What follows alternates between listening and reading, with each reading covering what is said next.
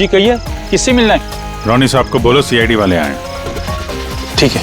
सोमवार की रात को विवेक का खून हो गया और हमें तुम पे शक है। क्या बकवास कर रहे हैं आप? भला मैं विवेक का खून क्यों करने लगा? अब इस क्यों का जवाब तो तुम्हें ही देना पड़ेगा। मैं विवेक के खून के बारे में कुछ नहीं जानता। ये तो अभी अभी आप लोगों ने बताया, वो मैं जानता हूँ। देखो, ज्यादा भोलेपन का नाटक मत करो। साफ साफ बताओ, विवेक को क्यों मारा तुमने? सर, मैंने विवेक का खून नहीं किया है, और वैसे भी उसके घर के बाहर सिक्योरिटी गार्ड थे, तो कोई कैसे उसके घर में घुसकर मार सकता है? सिक्योरिटी गार्ड्स कुछ नहीं कर पाए क्योंकि उन्हें कोई दिखाई नहीं। क्या मतलब? मतलब यह है कि एक ना दिखने वाला इंसान विवेक के घर में आया और उसने लाइट के जंक्शन बॉक्स के साथ कुछ छेड़छाड़ की, जिससे लाइट चली गई। सर, लाइट चली गई? मैं पता लगाता हूँ। नहीं मिस्टर रॉनी, आप बाहर नहीं जाएंगे, अभी तो रुकिए। आपकी जान को खतरा है, ये वही खूनी हो सकता है। सिक्योरिटी! रॉनी, आप हिलना मत। जी, सिक्योरिटी!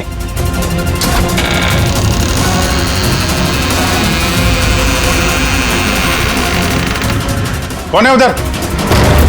सर, सर, हैं? यहाँ पे? कौन है? कोई था यहाँ पे? कौन है? हैं? कोई दिखा? नहीं। रोनी, हिलना मत। सिक्योरिटी, लाइट ऑन करो। सर, मैं बाहर जाता हूँ। देखो। Oh no, Pankaj!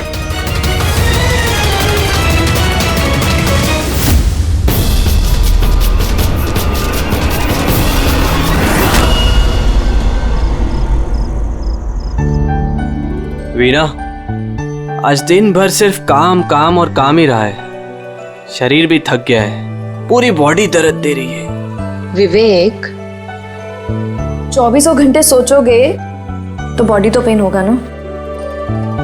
अब इतना बड़ा बिजनेस करना है तो सोचना तो पड़ेगा ही ना। थोड़ा सोच समझ के काम करोगे तो दिमाग पे प्रेशर कम पड़ेगा ना।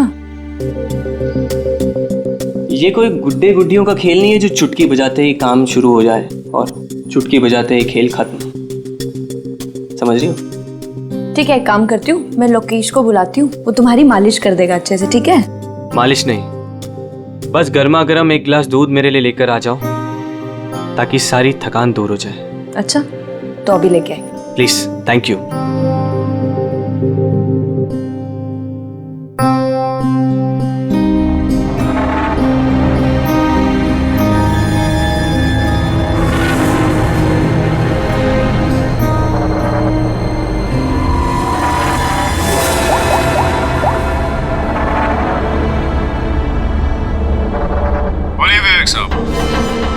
सब ठीक ठाक है? हाँ साहब, सब ठीक है, एकदम ट्रैक पे है। काम हो जाएगा ना? आपको जुबान दिया साहब, काम हो जाएगा। जो भी तुम्हें सही लगे वो सब करो, तुम्हें पूरी छूट है, मगर उसको फिक्स कर दो। आप चिंता मत करो साहब, वो तैयार हो जाएगा। उसको तैयार करना मेरे बाएं हाथ का काम है। गुड।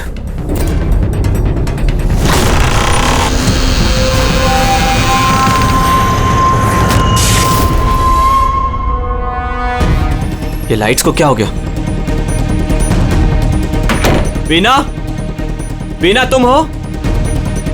वीना, तुम बोलती क्यों नहीं? ये लाइट्स कैसे चली गई? लोकेश, वीना, कौन है? कौन है यहाँ पे? वीना, मजाक मत करो। देखो देखो, मैं अंधेरे से नहीं डरता। विवेक साहब!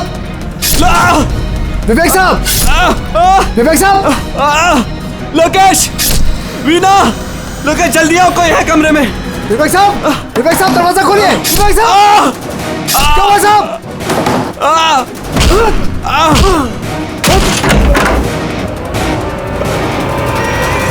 विवेक साहब! मालकिन! विवेक साहब! विवेक साहब! विवेक साहब! मालकिन! विवेक साहब!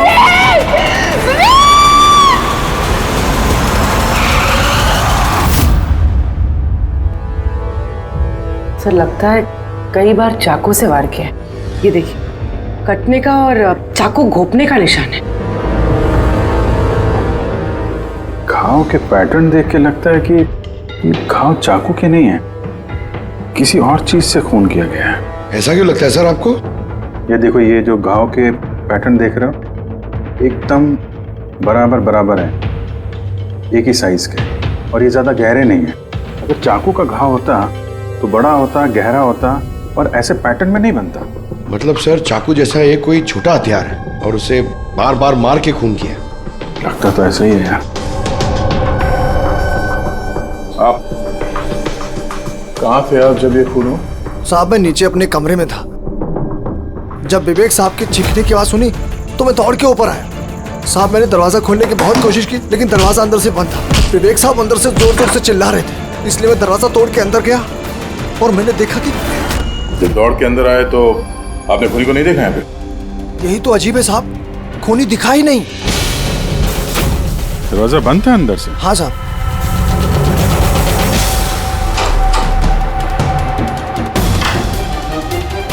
तुम अंदर आए तो यहाँ पे लाइट थी?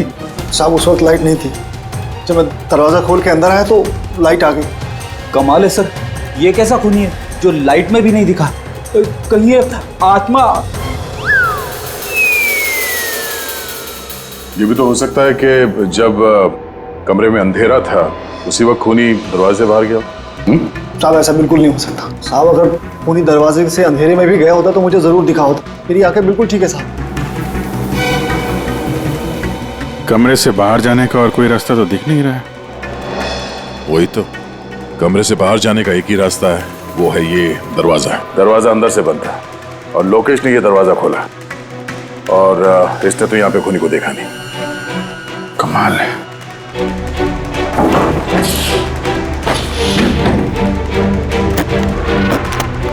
कि भी अंदर से बंद है, यहाँ से तो खूनी आ नहीं सकता। तो खूनी अंदर कैसे आया? और फिर बाहर जाते हुए किसी को दिखा नहीं? सर मेरी दादी एक भूतिया कहानी सुनाती थी। पंकज, एक तो ये कहानी नहीं है, हकीकत है, और ये भूतिया नहीं है। सर ये हकीकत है लेकिन भूतिया ही लगता है ना। कोई यहाँ पर आता है, बिना हथियार के खून करता है और चले जाता है। कहाँ से?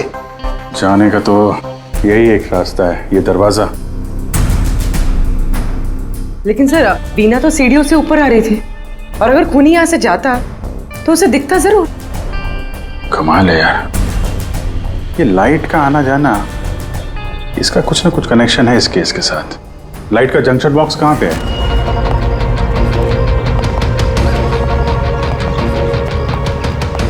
सर यही जंक्शन बॉक्स है।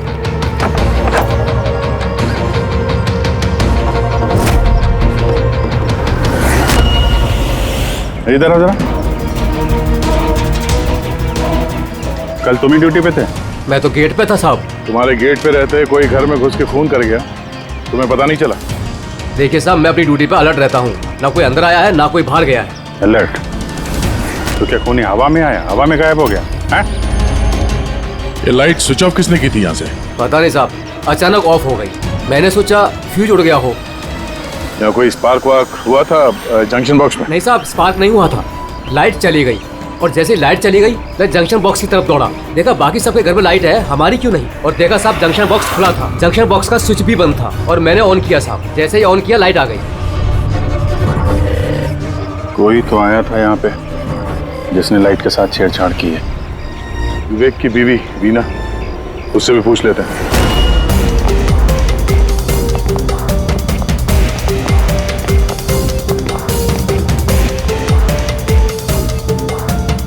वीना जी, हमें मालूम है ये बड़ा मुश्किल समय है आपके लिए, पर हम लोग भी थोड़े हैरान हैं कि यहाँ पे सबके रहते हुए विवेक का खून हो जाता है और किसी ने भी खूनी को देखा नहीं। सर इस बात का जवाब मेरे पास भी नहीं है। मैं खुद हैरान हूँ, खूनी कहाँ से हवा बनकर आया और कहाँ चला गया। मैं मेरे बच्चों को क्या जवाब दूंगी सर, उन पर क्या बीतेगी? हिम्मत रखो, समय के साथ साथ बच्चे भी समझ जाएंगे। आप कौन है? सर मैं विवेक का बिजनेस पार्टनर हूँ। मेरा नाम राकेश है और मैं अभी जापान से लौटा हूँ। किस सिलसिले में जापान गया था? सर एक बिजनेस के मामले में गया था। क्या बिजनेस क्या करते हैं? सर विवेक और राकेश एक जापान में ऑयल बेसिन का बिजनेस शुरू कर रहे थे, जापान की सी में। जॉइंट वेंचर था इंडिया और जापान में।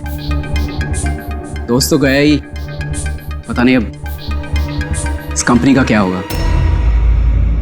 विवेक की किसी से कोई दुश्मनी थी क्या, या आजकल कुछ स्ट्रेस में हो, कोई धमकी भरे फोन, ऐसा कुछ? नहीं सर, कभी किसी की धमकी या फिर कुछ ऐसा उन्होंने नहीं बताया, लेकिन वो जापान की डील को लेकर काफी टेंशन में रहते थे। किस तरह की टेंशन? डील होगी भी या नहीं। लेकिन सर एक बात और थी।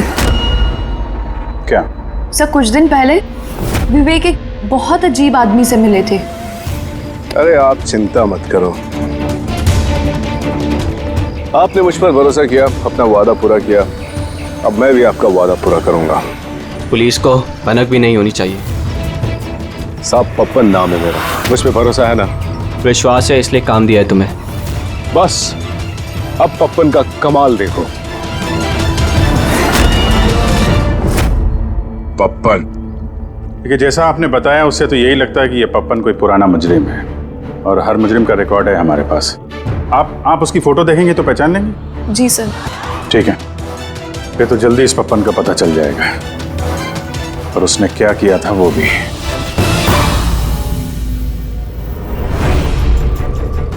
आप लोगों का शक एकदम सही है बॉस, ये खून चाकू से नहीं हुआ। तो फिर किस हथियार से हुआ जो कोई भी देख नहीं पाया, यहाँ तक कि लोकेश को भी वो हथियार दिखाई नहीं पड़ा? हाँ बॉस, हथियार भी नहीं नजर आया, और कमाल की बात है खूनी भी दिखाई नहीं दिया। ये तो पहली हो गई, खून हुआ, खून ही नजर नहीं आया। घाव चाकू जैसे हैं लेकिन खून चाकू से नहीं हुआ। पहेली तो है अभिजीत, और इस पहेली को सॉल्व करने के लिए आप लोगों को कड़ी मशक्कत करनी पड़ेगी। देखो बॉस, हम लोग आत्मा में तो विश्वास नहीं करते, लेकिन साइंस से कुछ भी किया जा सकता है, और मुझे लगता है किसी मॉडर्न साइंस की टेक्निक का इस्तेमाल किया गया है इस खून में। हाईटेक खूनी? हाईटेक ही हो सकता है, वरना ना दिखने वाले खूनी को लाइट्स ऑफ करने की क्या जरूरत है? माना कि ये खूनी हाईटेक है, मगर कहीं ना कहीं उंगलियों के निशान तो छोड़े होंगे ना उसने? बिल्कुल आए होंगे। तो फिर सर, जो क्राइम सीन से हमने उंगलियों के निशान लाए थे, उनमें से एक निशान खूनी के भी होंगे? होने चाहिए थे दया, लेकिन अफसोस की बात यह है कि है नहीं। आप लोग जो भी फिंगरप्रिंट्स लेके आए, उसमें सिर्फ विवेक और उसकी पत्नी के फिंगरप्रिंट्स हैं जो एकदम क्लियर है। बाकी के फिंगरप्रिंट्स एकदम स्मस्ट हैं, सब मिल गए हैं। ऐसा लगता है जैसे किसी ने ग्लव्स पहन करके दरवाजा खोला और बंद किया। कोई प्लानिंग के साथ खून किया गया है ताकि सबूत ही ना मिले। काम करते हैं, इस विवेक के घर में जितने भी लोग हैं उन सब से अलग अलग स्टेटमेंट लेते हैं, सबसे पूछताछ करते हैं कि उस रात हुआ क्या था। खूनी ने अंधेरे का फायदा उठाया है, अब हम भी अंधेरे में निशाना लगाएंगे। सर, जब ये खून हो रहा होगा तो वो खूनी अंदर ही होगा सर। जैसे ही बीना बाहर गई उसने खून कर दिया। ये थ्योरी हो सकती है पंकज, अगर लाइट नहीं गई होती तो फिर सब दो खूनी होंगे, एक लाइट ऑपरेट कर रहा होगा और अंदर खून कर रहा होगा। मगर जिसने लाइट ऑफ करी वो कहाँ था? वहां पे तो गार्ड खड़ा था, उसने बोला ना उसने किसी को अंदर आते देखा ना कोई बाहर गया। सर लेकिन जब वीना बाहर गई थी तो उसने दरवाजा खुला हुआ देखा था सर, तो हो सकता है कि दरवाजे के ऊपर उसकी उंगली के निशान हो। खूनी यहाँ भी चालाक निकला। सारों के साहब ने बताया ना, यहाँ कमरे के अंदर हमें एक भी फिंगरप्रिंट्स नहीं मिले, एक भी। उसने हैंड ग्लव्स पहने होंगे सर, इसलिए शायद नहीं मिले। हैंड ग्लव्स तो पहने ही होंगे। विवेक की बॉडी यहाँ पड़ी थी, मतलब यहाँ कहीं खड़ा होगा। 1 मिनट यहाँ खड़े होना जरा पंकज। खूनी जब अंदर आया तो दरवाजा खुला हुआ था।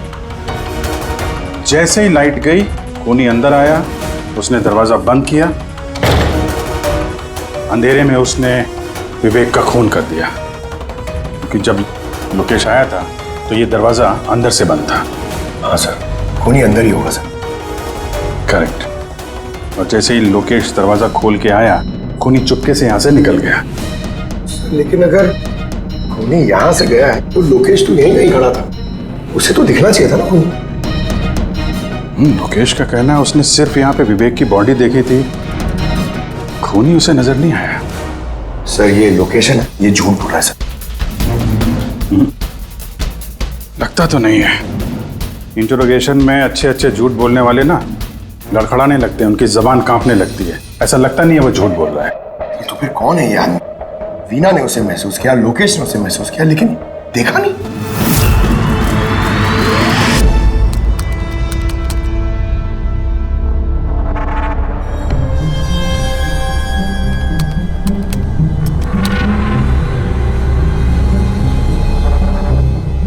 सर, मरने से पहले विवेक ने जिस नंबर पे फोन किया था वो नंबर एक दिन पहले चोरी हो गया था और अब वो अनअवेलेबल आ रहा है। अनअवेलेबल है तो जरूर पप्पन का होगा दया, पप्पन का नंबर होगा। क्या पता चला उसके बारे में? सर पूर्वी ट्रेस कर रही है, उसका क्रिमिनल रिकॉर्ड भी चेक कर रही है सर, बहुत जल्द पता चल जाएगा। यही है, यही है सर। हाँ सर ये देखिए सर, हमारे रिकॉर्ड्स में तो कई सारे पप्पन हैं, लेकिन वीना के बताए अनुसार ये वही आदमी जिसकी हमें तलाश है। सर ये वही आदमी है जिसे मैंने विवेक के साथ देखा था। हमारे रिकॉर्ड के हिसाब से तो ये मुजरिम बहुत ही खतरनाक है सर, खूनी है। और अगर विवेक ने इसे पैसे दिए हैं तो जरूर खून किया होगा इसने। और अभी ये बेल पे बाहर है और पुलिस स्टेशन पे हाजिरी देने के लिए जाता है हर रोज। कौन से पुलिस स्टेशन में जाता है ये हाजिरी देने के लिए?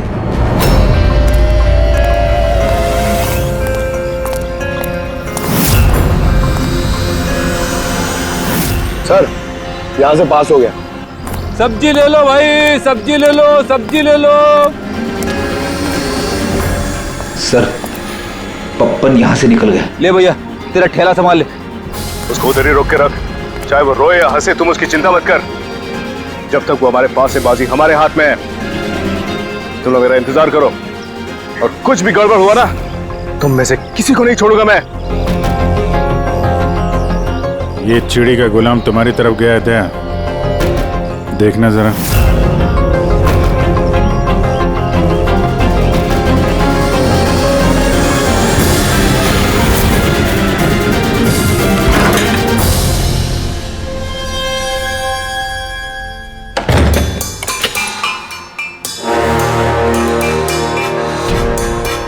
कैसा लगा हमारा इनविटेशन भरत साहब? देखो देखो आप लोग जो कोई भी हो, मुझे और मेरे बेटे को छोड़ दो। मैं आप लोगों से रहम की भीख मांगता हूँ, रहम। ओके फाइन, एक काम करो, मुझे तुम यहाँ पर रोक लो, लेकिन मेरे बेटे को छोड़ दो। मुझे ना तो तुम चाहिए ना तुम्हारा बेटा। मैं चाहता हूं कि तुम विवेक सर की बिड पास करो। विवेक सर खुश तो मैं खुश। ये पॉसिबल नहीं है। मैं इंडियन मिनिस्ट्री में एक एम्प्लॉय हूं। माना कि सारे कॉन्ट्रैक्ट मेरे जरिए पास होते, लेकिन मैं ऐसे ही किसी कंपनी का कॉन्ट्रैक्ट कैसे पास करवा दूं सर? मिस्टर भरत, तुम ना मामले की गंभीरता को नहीं समझ रहे हो। तुम्हारे बेटे के साथ क्या हो सकता है तुम सपने में भी नहीं सोच सकते। सपने में तुम भी नहीं सोच सकते कि अब तुम्हारे साथ क्या होने वाला है। सर मैं मिनिस्ट्री की तरफ से काम कर रहा था। जितनी भी सील्ड बिड इंडियन फर्म्स की तरफ से होती हैं उसका इंचार्ज था मैं। चीनी या जापानी कंपनियों के पास अपने देश में नीलामी का कार्यालय था, लेकिन सभी भारतीय बोलियां उनके पास आई। किसी विदेशी कंपनी को भी कॉन्ट्रैक्ट मिला था क्या? नहीं सर, इसके बारे में सभी की कॉमन राय थी, क्योंकि भारतीयों के पास चीप लेबर और रॉ मटेरियल इजीली अवेलेबल था, इसलिए दूसरी विदेशी कंपनियों को कॉन्ट्रैक्ट मिलना मुश्किल था सर। सर इस नीलामी का चक्कर तो समझ में आ गया। इस विवेक ने नीलामी को अपने फेवर में करने के लिए इनके बेटे को किडनैप किया, मगर विवेक को किसने मारा होगा और क्यों? ये काम तो जरूर किसी इंडियन कंपनी का ही है जो विवेक का कॉम्पिटिटर था। इसी चक्कर में हुआ ये सर। वो लिस्ट लाए ना आप, जो विवेक के अलावा इंडियन बिडर्स थे? ये सर, जैसा आपने कहा था आपके अकॉर्डिंग ये मैंने लिस्ट तैयार की। Thank you. कार्तिक, विवेक, इन दोनों के अलावा राकेश, प्रमेश, शिवानी, रोनी और नवीन। अच्छा भरत जी, इनमें से आपको कौन लगता है जो विवेक के खिलाफ बोली लगाने वाला सबसे ज्यादा? सर यानी ऐसा कोई आदमी जो विवेक के ये बिड जीतने से दुखी हो या फिर उसे कोई नुकसान हो? सर ऐसे तो दो लोग हो सकते हैं, रोनी और नवीन। रोनी और नवीन, तो फिर मिल लो, इस रोनी और नवीन से पूछताछ करो, उनसे पता तो चले है कौन ऐसा जो बिना दिखे भी खून कर सकता है।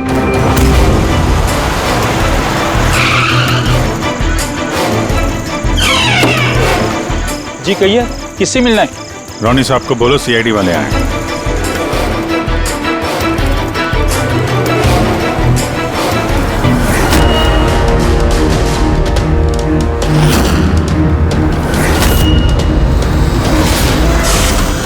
सर लाइट चली गई? मैं पता लगाता हूँ लाइट। नहीं मिस्टर रोनी, आप बाहर नहीं जाएंगे, अभी तो रुकिए, आपकी जान को खतरा है, ये वही खूनी हो सकता है। सिक्योरिटी! रोनी आप हिलना मत। सिक्योरिटी! सर यहाँ कोई है? कोई है? सर यहाँ कौन है इधर? कौन है? मिस्टर रोनी आप हिलना मत। सर मैं देखता हूँ। देखो पंकज। ओह नो रोनी। साहब सबको क्या हुआ? एक minute, He's no more।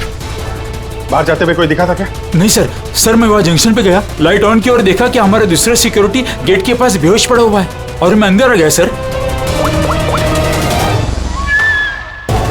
Hello sir. Sir हम रोनी को बचा नहीं पाए। He's dead। ऐसा कैसे हो सकता है अभिजीत? खून तुम्हारे सामने हुआ और तुम कह रहे हो कि तुमने खूनी को देखा तक नहीं? हाँ सर, पहले तो हम सुनी सुनाई बातों पे यकीन कर रहे थे, पर यहाँ तो हम लोग वहाँ मौजूद थे सर, कोई नहीं दिखा। मतलब विवेक के खून की जैसा? हाँ सर। ये किस तरह का खूनी है सर, जो है मगर दिखाई नहीं देता? वही तो।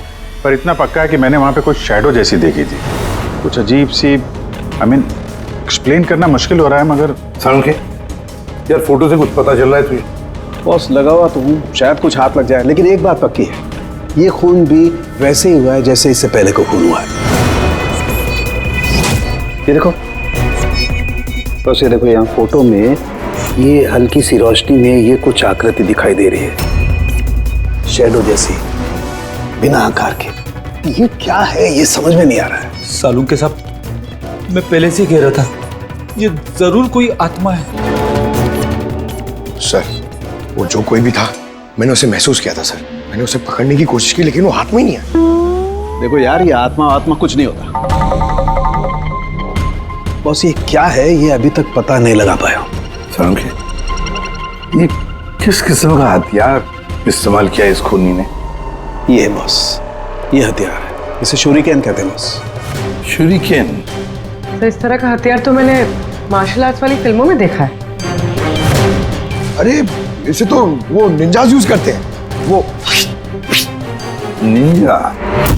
सर ये जापानीज हथियार है, निंजाज इस टाइप के हथियार इस्तेमाल करते हैं। जापान निंजा, और ये ऑक्शन भी जापान में होने वाला है सर, तो कहीं इन सबका कनेक्शन जापान से तो नहीं? बिल्कुल है, जापान से कनेक्शन है। इस राकेश से मिलना पड़ेगा, वही गया था ना जापान किसी डील के बारे में बात करने। राकेश तुम विवेक के पार्टनर हो, है ना? तो तुम तो जरूर जानते होंगे कि विवेक ने बिड हासिल करने के लिए पप्पन नाम के किसी गुंडे को हायर किया था, भरत के बेटे को किडनैप करने के लिए, है ना? नहीं सर, इसके बारे में मुझे कुछ भी मालूम नहीं। अरे ऐसा कैसे हो सकता है? इतनी बड़ी बात और पार्टनर को पता नहीं? सर वो मुझसे काफ़ी बातें छुपाता था, इसलिए बिजनेस में भी लॉस हो रहा था। वो इतना बेताब रहता था कि लॉस कवर करने के लिए वो क्या क्या करता था और कहाँ कहाँ जाता था मुझे बिल्कुल मालूम नहीं है। अच्छा, वैसे आप जापान गए थे ना विवेक के खून से पहले? हाँ गया था। क्या करने गए थे आप? ऑलरेडी प्रोजेक्ट का मामला था, इसके लिए मैं जापान गया था। मगर विवेक यहीं से सारे ऑपरेशन हैंडल कर रहा था। ऑयल का प्रोजेक्ट? तो क्या क्या प्रोजेक्ट था, जरा डिटेल में बताओ तो सही। जापान में एक द्वीप है जिसे ऐतिहासिक और पवित्र माना जाता है। वहाँ के लोग ऑयल रिग प्रोजेक्ट को लगाने के लिए मना कर रहे थे। पवित्र समंती द्वीप? क्या पवित्र है उस आइलैंड में? कुछ पुराने योद्धाओं को वहाँ पे दफनाया गया था, जैसे समुराइज, रॉनिन्स और निंजास। सामुराई, रोनिन, निंजास, पुराने योद्धाओं को दफना दिया था वहां पर। सर ये कोई इत्तेफाक है या कुछ और? ये जो निंजास है ये पुराने दौर के हथियारे थे सर जापान में, पर आज भी काफी लोग इन लोगों को मानते हैं। तो वो लोग नहीं चाहते होंगे कि उस जगह पे ये ऑयल ड्रिलिंग हो और उन लोगों ने इन्हें। हाँ हो सकता है दया, हो सकता है, पर ये भी तो हो सकता है कि इन लोगों की आपसी दुश्मनी, कोई बिजनेस राइवल। चलिए नवीन तो नहीं हो सकता, क्योंकि जब दूसरा खून हुआ तब मैं और पूर्वी उसी के साथ थे। तो फिर ये बचे 3 बिडर्स, शिवानी, प्रमेश और कार्तिक, तीनों को बुला लेते हैं यहाँ पर। कार्तिक, प्रमेश, शिवानी, तो तुम 3 भारतीय थे विवेक के साथ बिड करने में जापान में, मगर डील हमारे हाथ में आई नहीं, और इसी वजह से विवेक और रोनी का खून हुआ है। कार्तिक आप कहाँ थे जब ये दोनों खून हुए? सर मैं मीटिंग में ही था, आप मेरे एम्प्लॉय से पूछ सकते हैं सर। और प्रमेश? सर मैं सामाजिक व्यक्ति हूँ, और सर इसके गवाह सर वो अफसर हैं, और सर जिस वक्त खून हुआ मैं उनका साथी था सर। तो ये भी तो हो सकता है ना कि ये खून तुम लोगों ने करवाया। सर हम क्यों खून करवाने लगे, सब अपने अपने नसीब का खाते हैं सर। और डील नहीं हुई तो क्या हुआ सर, कभी ना कोई डील तो हो ही जाएगी। वैसे आप कहाँ थे शिवानी जब ये खून हुआ? सर मैं जापान गई थी। और क्या करने गई थी आप जापान में? सर एक मजबूरी आ गई थी। मजबूरी? कैसी मजबूरी? सर कुछ विदेशी कंपनियां हमारी भारतीय कंपनियों के बारे में गलत अफवाहें उड़ा रही थी, उसी वजह से भारतीय कंपनियों को बहुत ही चिंता हो रही थी। तो हम वहां उनकी चिंता दूर करने गए थे और ये बताने गए थे कि भारतीय कंपनियां सबसे बेहतर होती हैं। और वैसे भी सर हमने अपनी बिड्स विड्रॉ कर ली थी, तो फिर हम क्यों मारेंगे उन्हें? और बिड्स विड्रॉ करने की कोई खास वजह? सर वजह सर ये थी कि हम लोग अपनी ज़िंदगी में सर टेंशन नहीं चाहते हैं, और सर हम लोग किसी भी तरह का कोई रिस्क नहीं चाहते हैं। सर हम लोग को सर जो भी मिल रहा है सर हम उतने में खुश हैं।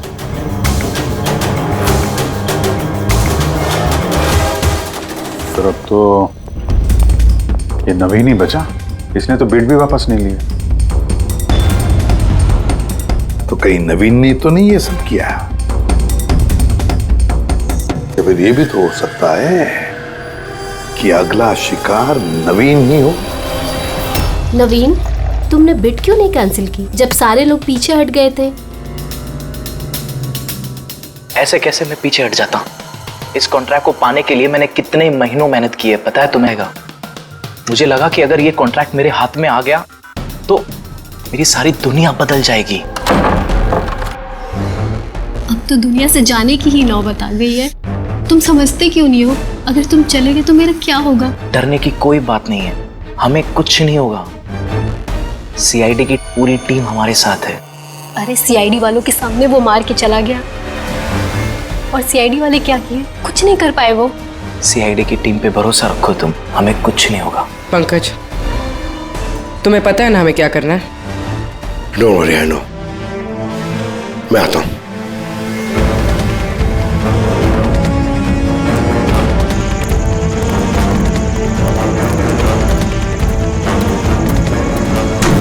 ये है वो जंक्शन बॉक्स जिसकी वजह से सारा पंगा हो रहा है। मैं देखता हूं ये कौन है। ये जगह सही है।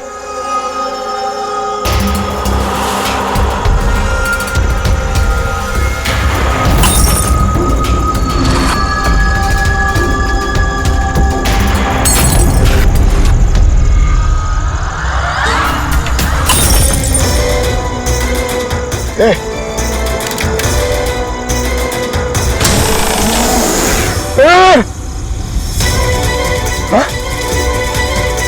है?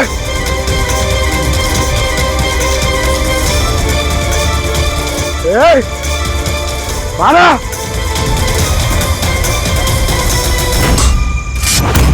नवीन, ये लाइट को क्या हो गया? अरे कुछ नहीं हुआ। नहीं नहीं, वो आ गया है। कुछ नहीं होगा, कुछ नहीं होगा आपको, प्लीज रिलैक्स हो जाइए।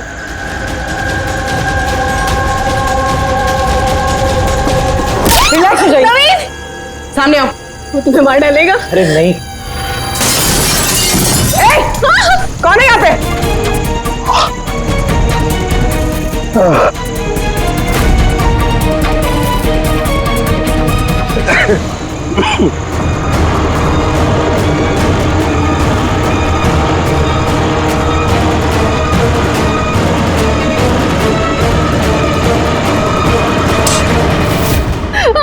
आप लोग ठीक है? हाँ?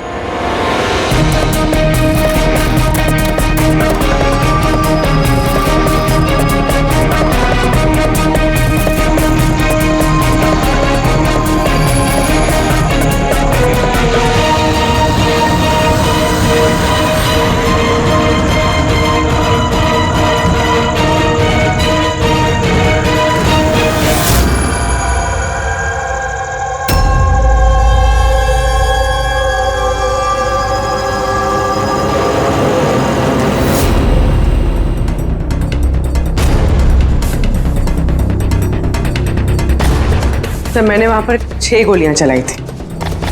उनमें से 5 गोलियां तो मिल गई, मगर एक गोली उस खूनी को जरूर लगी है। एक गोली खूनी को लगी है? तो पूरी तुम यकीन के साथ कैसे कह सकती हो कि 6 में से एक गोली खूनी को लगी है? क्या वहां पे कोई खून वगैरह गिरा था? नहीं सर, खून तो नहीं था वहां पर, लेकिन गोली लगने की आवाज जरूर आई थी। अगर गोली लगी है तो खून तो निकलेगा ही। घर के अंदर ना सही तो घर के बाहर कहीं मिला? नहीं सर, हमने अच्छे से चेक किया था, वहां पर खून था ही नहीं। हो सकता है सर खूनी ने बुलेट प्रूफ वेस्ट पहन रखी हो। और सर, ये भी तो हो सकता है कि ये काला कपड़ा उस बुलेट प्रूफ वेस्ट का टुकड़ा हो। सर के इस काले कपड़े के टुकड़े से कुछ पता चल रहा है तुझे? नहीं बॉस, इस कपड़े पर से भी खून के ट्रेसेस तो नहीं मिले। खून के अलावा कुछ मिला तुझे? हाँ, ये कपड़ा इतना काला है कि विश्वास नहीं होता है। इस पर से कोई भी रिफ्लेक्शन हो ही नहीं सकता है। रिफ्लेक्शन नहीं हो सकता? मतलब ये फ्रेडी कि जब आप किसी भी चीज पर लाइट डालते हैं तो वो लाइट थोड़ी सी रिफ्लेक्ट होके आपकी आंखों में आती है। इसी से पता चलता है कि वो क्या चीज है, उसका कलर क्या है, ये सब कुछ। लेकिन इस कपड़े पर अगर आप लाइट डालेंगे तो रिफ्लेक्ट होगी ही नहीं। इस कपड़े पे लाइट मारेंगे तो ये कपड़ा दिखेगा नहीं ना। मैं दिखाता हूं, ये देखो, ये यहां पर ये लाइट है। अब हम इसे ट्रैवल करते हैं इस कपड़े पर, और ये देखो लाइट गायब।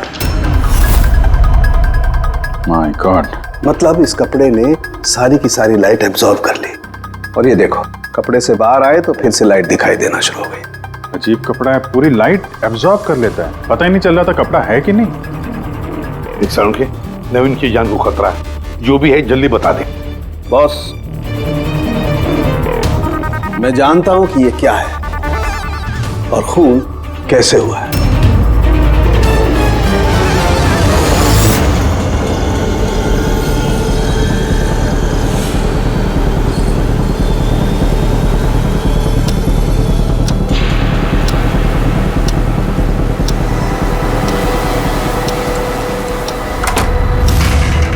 शिखा, क्या हुआ तुम्हें?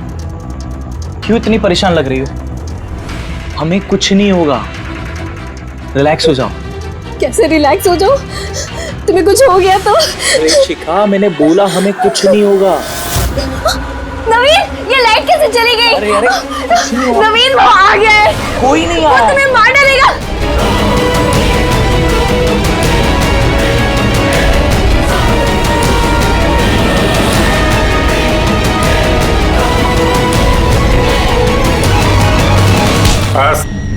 केलकता, एक गिलास दूध अपने हाथों से लेकर आ जा, सारी थकान दूर हो जाएगी। अच्छा, अभी लेकर आती हूँ। Please, thank you.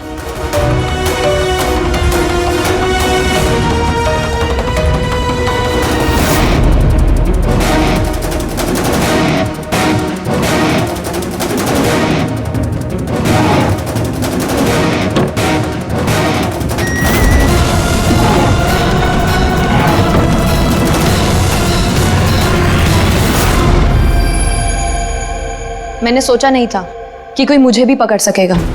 हमने भी नहीं सोचा था कि एक पत्नी अपने पति का खून कर देगी। अपराधी चाहे जितना दिमाग लगाकर अपराध को अंजाम दे, कहीं ना कहीं उससे कोई ना कोई गलती हो ही जाती है। मैंने तो कोई गलती नहीं करी, फिर भी आप लोगों ने मुझे पकड़ लिया। नहीं, गलती हुई तुमसे। ये कपड़ा पहन के तुमने बहुत अकलमंदी दिखाई थी, लेकिन इस कपड़े का टुकड़ा हमें खिड़की में से मिल गया, और खिड़की पे फंसा हुआ वो कपड़ा हमारे लिए सबूत बन गया, और उसी कपड़े की वजह से तुम हमारी पकड़ में आ गई। ये कैसा कपड़ा है सर? मैंने इसके बारे में पहले सिर्फ सुना था बॉस। मुझे पता नहीं था कि इसका इस्तेमाल किया जा सकता है, वो भी इस तरीके से। इसे जिस जिस व्यक्ति ने बनाया उसने अपने हिसाब से इसको नाम दिया, लेकिन एक बात पक्की है, ये दुनिया की सबसे ज्यादा काली चीज है। मैं तो कुछ समझा नहीं। सीधे तरीके से ये बात है फ्रेडी कि अगर इस कपड़े का कोई सूट बना करके पहन लेगा, वो व्यक्ति आपको दिखाई नहीं देगा तब तक जब तक कि उसके आसपास की सारी लाइट्स एलिमिनेट ना हो जाए। वो दिखाई नहीं देगा। अगर दिखाई देगा तो सिर्फ एक आकृति दिखाई देगी, एक छाया, वो भी बिना किसी रूप के। ये एक 3D से 2D में बदल जाने की प्रक्रिया है। अरे सर, कोई तो लाइट होगी जिससे ये दिखे। ऐसी कोई लाइट नहीं है, ना इंफ्रारेड लाइट, ना यूवी लाइट, ना ही लाइट स्पेक्ट्रम। अब ये नवीन से कहो कि वो बिड विड्रॉ ना करें, और ये इंफॉर्मेशन सब में फैला दो। सर, इस बात के फैलते ही उस पर फिर से हमला हो सकता है। यही तो हम चाहते हैं पूर्वी, यही तो हम चाहते हैं। ये ब्लैक फैब्रिक लाइट को एब्जॉर्ब कर लेता है, लेकिन हीट को एब्जॉर्ब नहीं करता। हीट को तो रिफ्लेक्ट करेगा ही। हम खूनी को पकड़ेंगे थर्मल विजन से।